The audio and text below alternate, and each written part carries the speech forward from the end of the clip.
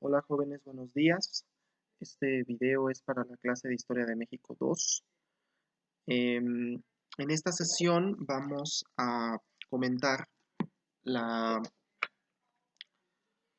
el gobierno de Victoriano Huerta y el periodo, digamos que de transición dentro de la Revolución Mexicana entre el movimiento maderista y el movimiento constitucionalista.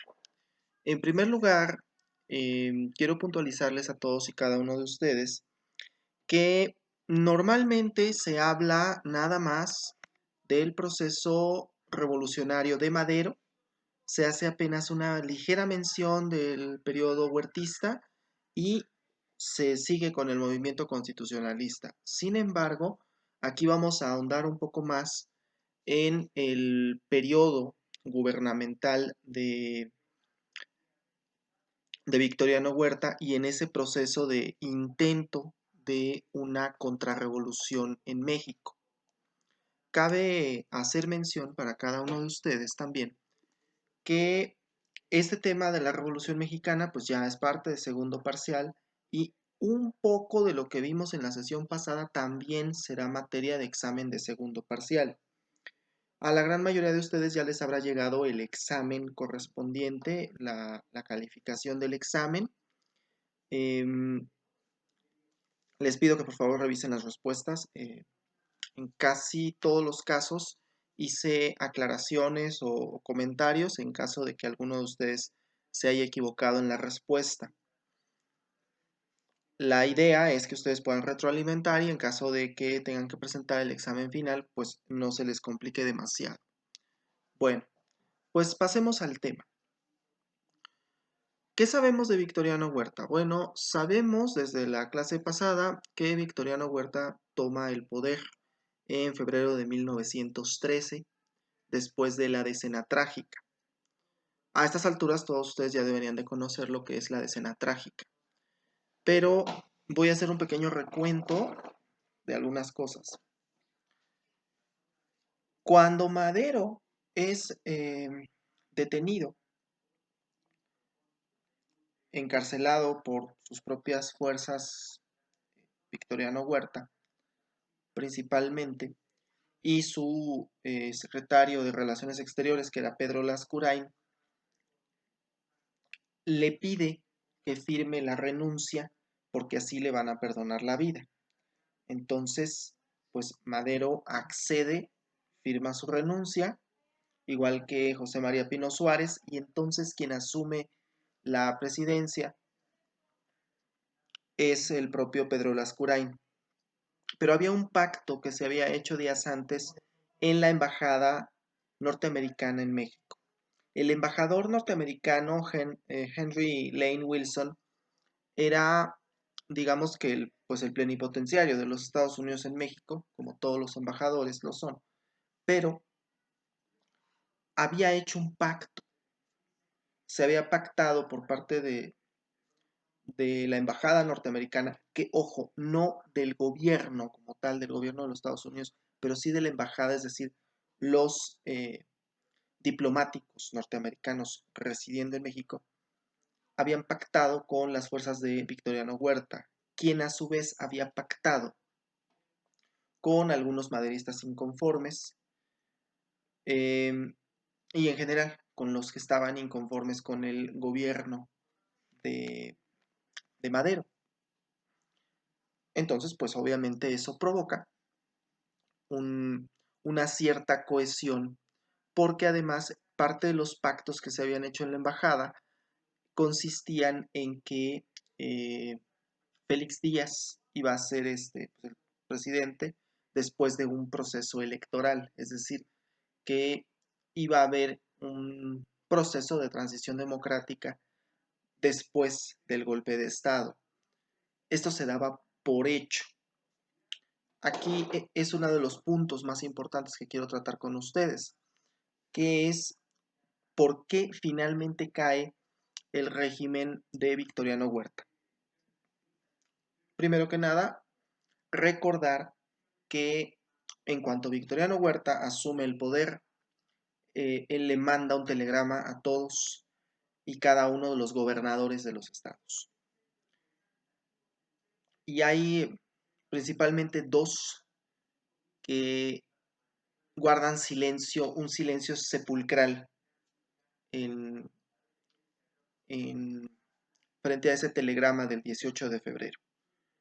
Y son el gobernador de Coahuila, en ese momento Venustiano Carranza, y el gobernador de Chihuahua, Abraham González. Estos dos, de principio, dejan en visto el, el, este, el telegrama, al igual que el gobierno de Sonora también, dejan en visto el telegrama, no lo contestan, no reconocen al gobierno de Huerta. Y Huerta muy pronto se da cuenta de que no es un simple silencio, sino que realmente se está gestando una tormenta en el norte del país. ¿Y qué es lo que sucede finalmente? Pues, por un lado, el gobernador de Chihuahua logra, en un inicio intenta conglomerar a, a los pocos maderistas que quedan. Abraham González era prácticamente el sucesor natural de Madero. Y lo mismo pasa con el gobernador de Coahuila, Venustiano Carranza. A Abraham González lo capturan las fuerzas del Ejército Federal y lo matan en una maniobra más o menos parecida a la de Madero. Pero a Venustiano Carranza no. Y Venustiano Carranza entonces lanzará el plan de Guadalupe. Pero, ahí tiene que ver también un intervalo muy interesante, porque entre el inicio del gobierno de Huerta y el momento en que finalmente es derrocado, pues pasan varios meses. Y en el transcurso de estos meses, Victoriano Huerta decide asumir una dictadura de tipo militar. Es decir, el gobierno de Huerta, a diferencia del gobierno de sus gobiernos predecesores, incluso del propio Porfirio Díaz, asume una postura netamente de gobierno militarizado. Deja a un lado a los porfiristas que todavía quedan, que quieren retomar el poder, su lugar en el gabinete, pues lo sacan, lo saca más bien, y el gabinete lo conforma prácticamente con puros militares. Y además intenta hacer crecer al ejército nacional, y pues eso va a generar un escozor entre la sociedad que lo había apoyado.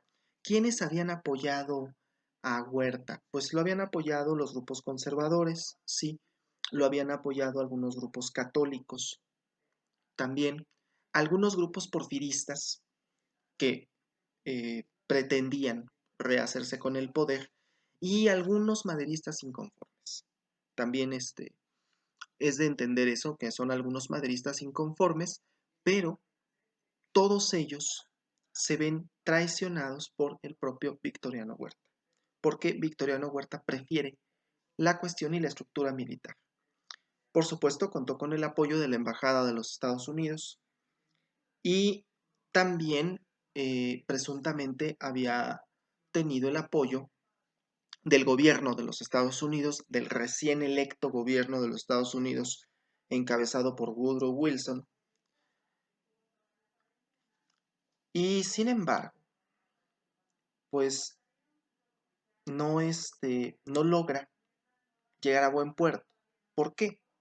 Porque finalmente Victoriano Huerta eh, traiciona a todos esos grupitos y se va quedando solo nuevamente.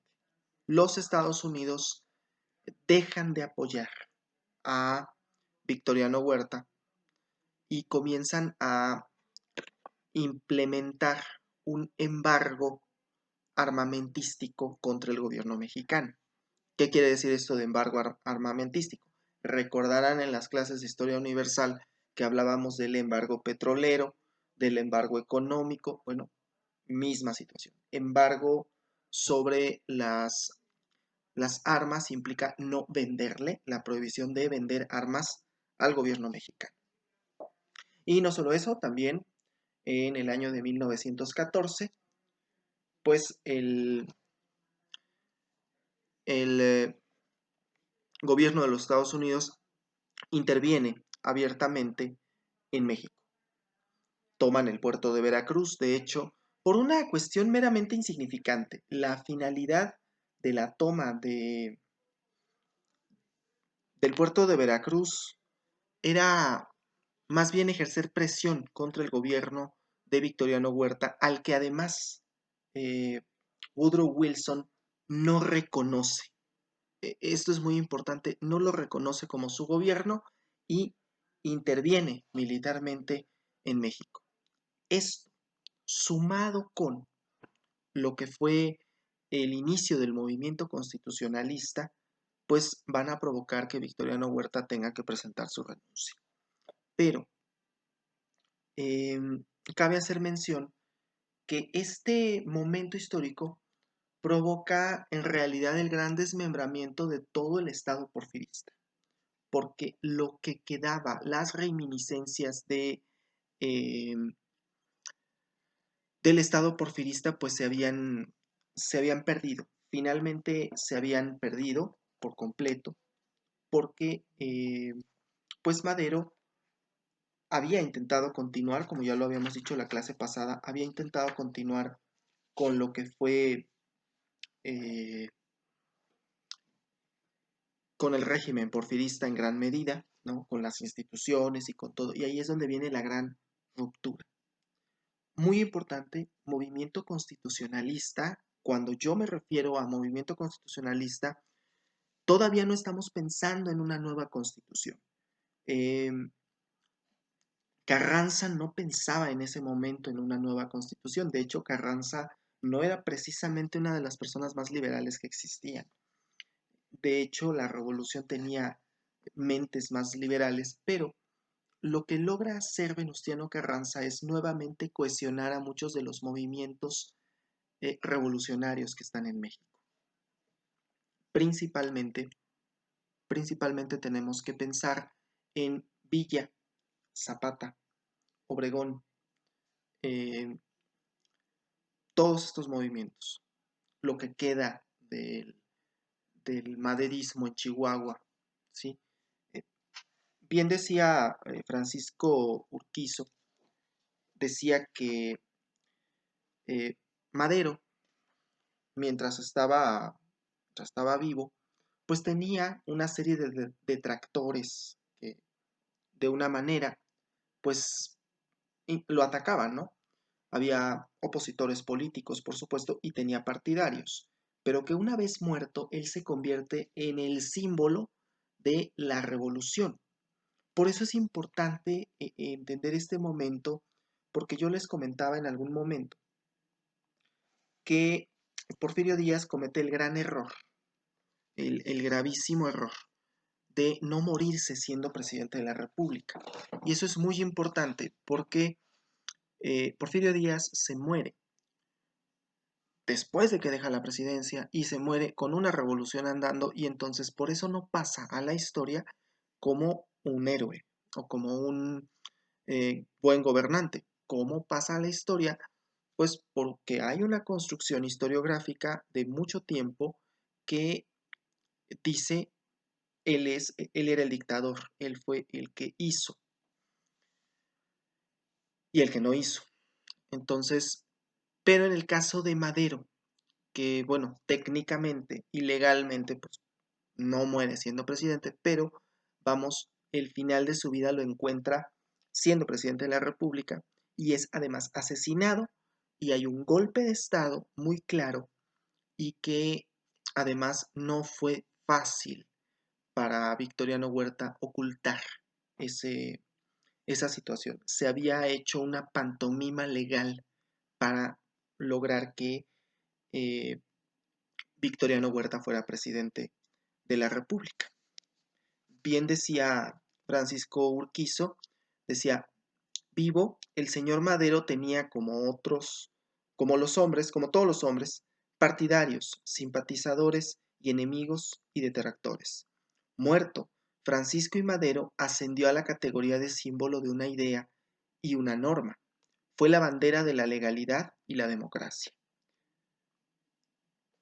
Y de ahí tenemos la situación de que Madero se haya convertido en el mártir de la democracia.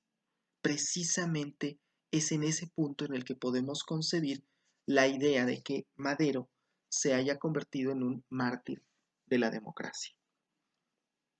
Bien, eh, siguiendo el texto de Felipe Ávila y de Pedro Salmerón, la Revolución Mexicana en ese momento toma un curso hacia la reconstrucción del Estado Nacional. Si recordaremos, cuando al final del curso pasado platicábamos de la reforma, hablábamos de que en ese momento el Estado-Nación se había cohesionado, pues podemos considerar que en este punto es cuando ese Estado porfirista decimonónico, el Estado original, está como que deshecho. Está deshecho el pacto porfirista y el pacto de la Constitución del 57. Precisamente por eso es por lo que tenemos aquí un movimiento político encabezado por eh, Venustiano Carranza, al que llamamos el movimiento constitucionalista. ¿Cuál era la finalidad del movimiento constitucionalista?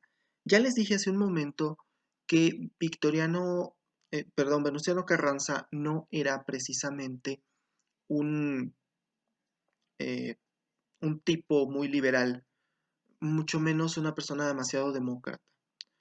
La cuestión es que Venustiano Carranza tenía firmes convicciones en pro de que hubiera legalidad dentro del país.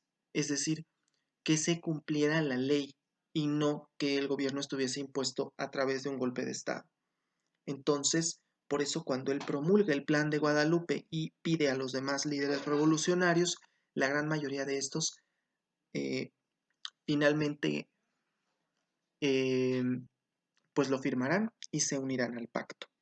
Muy importante, eh, Victoriano Huerta intenta, como un último intento de timón, intenta que la invasión que hay por parte de los Estados Unidos en Veracruz juegue a su favor.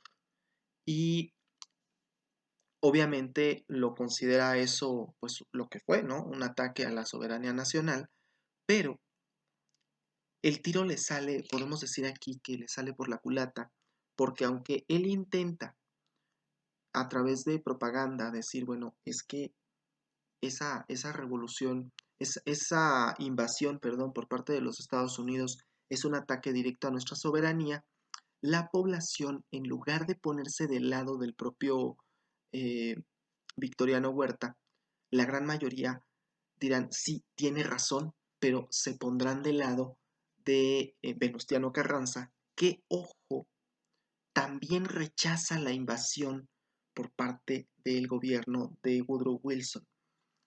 Es muy importante, a veces se habla de nexos entre Carranza y los Estados Unidos, sí, sí lo sabía, pero no en este momento. Es muy importante, no en este momento, eso se da posteriormente, e inclusive podemos decir que de hecho Venustiano Carranza no necesariamente fue completamente influenciado por parte del gobierno de los Estados Unidos, pero sí es importante saber que si bien hay nexos, en este punto no los hay y en este punto él se lanza en pro de el respeto a la Constitución del 57, exigiendo algo que había sido parte del pacto de la embajada norteamericana, que era la realización de elecciones. Eh, Victoriano Huerta, desde el principio de su gobierno, pues saca a todos los líderes porfiristas, a todos los líderes maderistas, a todas las personas y empieza a meter puros militares en su gabinete. Esto provoca descontento. Luego, con el Congreso, hace lo mismo. Inclusive es cuando se da la persecución de Belisario Domínguez. Es muy importante porque es cuando se deshacen las dos cámaras del Congreso también, y el propio Poder Judicial también es en gran medida desmembrado en este punto. El objetivo de Victoriano Huerta era generar una dictadura militar, propiamente dicho, una dictadura militar, y no lo logra, porque además, pues el compromiso era eh, formular elecciones, celebrar nuevas elecciones, y no lo hace. Y no solo eso, las posterga, las empieza a postergar a cada ratito, así como ustedes postergan los exámenes, así también empezó a postergar todo lo posible, y cuando se dio cuenta, bueno, pues ya tenía encima, por un lado a los Estados Unidos, por otro lado a los grupos revolucionarios que nuevamente encontraron un enemigo común, que es Victoriano Huerta. Entonces, pues en el año de 1914, Victoriano Huerta se ve obligado a renunciar a la presidencia, y empieza un periodo bastante complicado porque es ahí en donde no hay un claro sucesor, y tendremos que esperar en gran medida hasta la formulación de la nueva constitución, la que actualmente nos rige, en 1917. Pero esto nos va a tomar un poco más de tiempo. En la sesión próxima vamos a platicar de cómo este grupo constitucionalista que ha finalmente logrado su objetivo, pues se ve eh, desmembrado porque hay fisuras, y fisuras muy graves que van a provocar que todavía se prolongue durante más tiempo el proceso revolucionario. Es muy importante entender, el proceso revolucionario en México, a diferencia de otros procesos revolucionarios, tomó mucho tiempo, tomó casi 10 años, y precisamente por eso representa un verdadero shock para la sociedad mexicana. También importante entender que en este periodo, justamente en este periodo, es cuando comienza la Primera Guerra Mundial en Europa. Estados Unidos tiene aquí en México un conflicto ahí gestándose, y como lo recordarán de la clase de Historia Universal, pues Estados Unidos decide no entrar a la guerra en ese momento, y entrará hasta 1917, cuando el proceso revolucionario en México ya tiene otra cara, ya empieza a verse un poco más claras las cosas. Eh, Esto es muy, muy importante porque el hecho de que México tenga una revolución no le convenía del todo al gobierno de los Estados Unidos. Y también importante entender que el, la relación entre Estados Unidos y México en este momento se vuelve muy tensa. Y tensa más que nada porque no hay un gobierno con quien dirigirse, y Estados Unidos tiene muchos intereses metidos en México, porque la gran mayoría de las concesiones que se habían dado por parte del gobierno de Porfirio Díaz eran precisamente empresas norteamericanas. Bien, voy a dejar hasta aquí el tema. Voy a poner una pequeña lectura precisamente del texto de Felipe Ávila y Pedro Salmerón, donde pretendo que ustedes pues comprendan un poquito más este tema. Les pido por favor, eh, detecté por ahí algunos de ustedes que tuvieron a mal copiar respuestas de los exámenes. Les pido por favor, eviten hacerlo, porque ahorita fue la anulación de un examen. Después, si se sigue dando esta situación en el segundo parcial, pues me voy a ver en la necesidad de anularles el segundo y el tercero, y que se vayan a examen final de manera automática. Y entonces, pues eso no les va a gustar. Por favor, sus propias respuestas en los exámenes no les cuesta nada, y es toda la diferencia.